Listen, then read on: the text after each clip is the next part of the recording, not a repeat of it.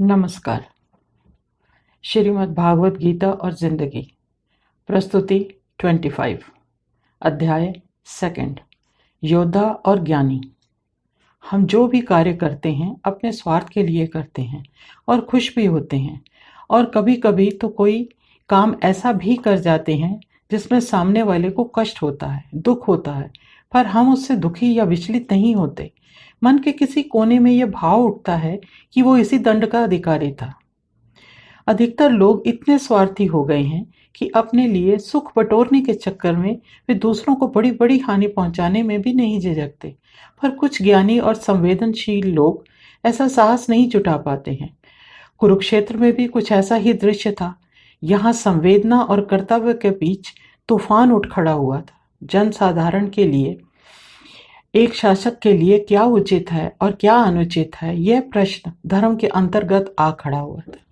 इस पर स्वामी चिन्मयानंद जी ने अपने विचार लिखे हैं। At every level of our personality, we view life and come to our own conclusions over things. The imperfections that I can see in a physical object can fail to give me misery if I successfully guilt the object with my emotional appreciation of it. Similarly, an object which is physically abhorrent and mentally shameful and still fail to provide me with any sorrow if I can appreciate it from my intellectual level. परिवर्तन प्रकृति का नियम है और हम इसे स्वाभाविक रूप से ग्रहण करें या दुखी होकर, यह हमारी बुद्धि के विकास पर निर्भर है, हमारे ज्ञान पर निर्भर है, हमारी मान्यताओं पर निर्भर है, उन परिस्थितियों पर निर्भर है जिनमें हम रहते हैं, उन विचारों पर निर्भर है जो हमारे पूर्वजों ने संस्कृति के रूप में हमारे लिए निर्धारित किए हैं। यह सब एक साधारण इंसान के बीच एक साधारण सोच कही जा सकती है, पर ज्ञानी पुरुष ऐसी परिस्थिति में भी भिन्न रूप से सोचता है। इसलिए श्री कृष्ण ने अर्जुन को कहा था कि एक तरफ तुम मोह जाल में फंसकर अपने कर्तव्य से मुंह मोड़ लेते हो और दूसरी तरफ पाप पुण्य की सोचकर ज्ञान की बातें कर रहे हो, जो युद्ध भूमि में खड़े एक योद्धा के लिए उचित नहीं है। यह उसके कर्मों की अवहेलना है। तुम भ्रम में पड़े जान पड़ते हो। विचलित मनुष्य के विचारों की यहाँ पर एक बार फिर से विवेचना करनी पड़ सकती है, फिर से सोचना पड़ सकता है कि क्या अर्जुन का प्रलाप और वेदना अर्थहीन है। इसलिए श्री कृष्ण ने कहा था कि जब हमें ज्ञान प्राप्त हो जाता है तो फिर दुख का कोई कारण ही नहीं रह जाता। श्लोक 12, भावार्थ। वास्तव में ऐसा नहीं है कि किसी समय मैं नहीं था, तू नहीं था, अथवा ये राजा लोग नहीं थे, और ना ही ऐसा है कि आगे हम सब नहीं रहेंगे। आदि शंकराचार्य जी ने इसी बात को बहुत सुंदर शब्दों में कहा है।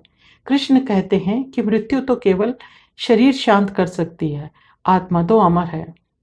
श्री कृष्ण ने जब यह कहा कि कोई ऐसा तो समय नहीं था जब मैं नहीं था या तुम नहीं थे, तो ये बात किसी व्यक्ति विशेष से संबंध नहीं रखती। यह बीते हुए युगों और काल से संबंध रखती है। और ऐसा भी नहीं है कि आज के बाद हम कभी नहीं मिलेंगे, क्योंकि आत्मा कभी मरती नहीं है। पर मोहग्रस्त अर्जुन का सबसे बड़ा शोक का कारण एक ही था कि यदि युद्ध भूमि में वह शस्त्र उठा लेता है तो विपक्ष में खड़े अपने ही परिवार के लोगों की मृत्यु का कारण बनेगा। किसी भी तरह का युद्ध हो, उसका परिणाम तो एक ही होता है, मानव जाति का विनाश। यहाँ पर तो संपूर्ण भारत भूमि के राजा महाराजा और योद्धा कुरुक्षेत्र में युद्ध के लिए सज्ज खड़े थे। जब हथियारों के प्रहार होते हैं तो दोनों तरफ से होते हैं, और मनुष्य जो मृत्यु को प्राप्त होते हैं वे भी दोनों पक्षों के ही होते हैं। कभी भी किसी भी कारणवश कोई भी जीवधारी आगे बढ़कर स्वेच्छा से मृत्यु को गले नहीं लगाता, ना ही कोई मृत्यु का आवाहन करता है। चिरकाल तक जीवित रहना, भोग्य वस्तुओं का उपभोग करना, धन धान्य और संपदा का संचय करना सुखी जीवन की परिभाषा कही जाती है। जब जब कोई शारीरिक रोग आ घिरता है तो उसके भरसक उपचार कर उससे छुटकारा पाने का प्रयत्न किया जाता है, और यदि कोई उपचार ना मिले तो ईश्वर की इच्छा मानकर धैर्य धारण कर लिया जाता है। पर युद्ध भूमि में यह ना तो कोई प्राकृतिक आपदा है, ना असाध्य रोग, न जन जन के हित का कारण है। यहाँ तो निजी स्वार्थ के लिए या किसी कारण को ध्येय मानकर भारी संख्या में मानव जाति को युद्ध में झोंक दिया जाता है। कल्पना करना भी कठिन लगता है कि युद्ध में हथियार चलाता सैनिक क्या सोचता होगा कि अधिक से अधिक दुश्मन को सैनिक को मार गिराऊं, अपने स्वामी की इच्छा पूर्ति के लिए अपने प्राण निछावर कर दूं, यही तो मेरा कर्तव्य है। या फिर आज मैं देश के लिए अपने प्राण निछावर कर स्वर्ग का सुख प्राप्त कर लूं, तो यह मेरे लिए बड़े सौभाग्य की बात होगी। शायद इसीलिए मुझे वेतन मिलता है। पर भावनाएं कुछ भी हों, यह कदापि आसान नहीं है अपनी मृत्यु को आगे बढ़कर गले लगाना।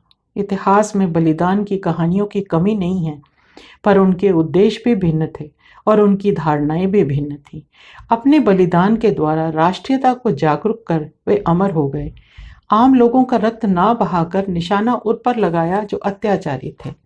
पर यहाँ कुरुक्षेत्र की भूमि में और जो उद्देश्य है वो अहंकार को बचाने और राज्य प्राप्त कर पांडवों को पराजित करने का है। अर्जुन एक योद्धा, वीर और ज्ञानी पुरुष थे। एक क्षत्रिय की कर्म भूमि युद्ध का मैदान होती है। वे इस बात से भी अनभिज्ञ नहीं थे।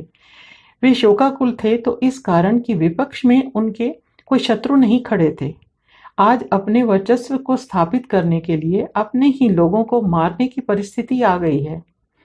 निसंदेह यह युद्ध धर्म का युद्ध था, पर था अपनों के साथ ही। युद्ध में जय हो पराजय वो मात्र उन लोगों की होती है जिन्होंने युद्ध का आह्वान किया, पर सैनिक किसी भी पक्ष का हो उसकी तो मृत्यु ही होती है। यह वो सत्य है जो सबको प्रत्यक्ष दिखाई देता है। सभी जानते हैं कि युद्ध के परिणाम क्या होते हैं, फिर भी युद्ध होते हैं और कभी कभी तो युद्ध के बिना कोई दूसरा विकल्प बचता ही नहीं। और ऐसी परिस्थिति में महाभारत का आवाहन कुरुक्षेत्र में हुआ। पर विडंबना ये थी कि पक्ष और विपक्ष दोनों तरफ एक ही परिवार के लोग खड़े थे। यहाँ अर्जुन के हृदय में अनुराग उत्पन्न हो गया। ऐसे में अर्जुन ने अपने मित्र की शरण ली, जिससे उनके मित्र श्री कृष्ण ने गुरु और मित्र का दायित्व निभाते हुए पूर्ण रूप से उसका साथ दिया। धन्यवाद। नीरा भसीन।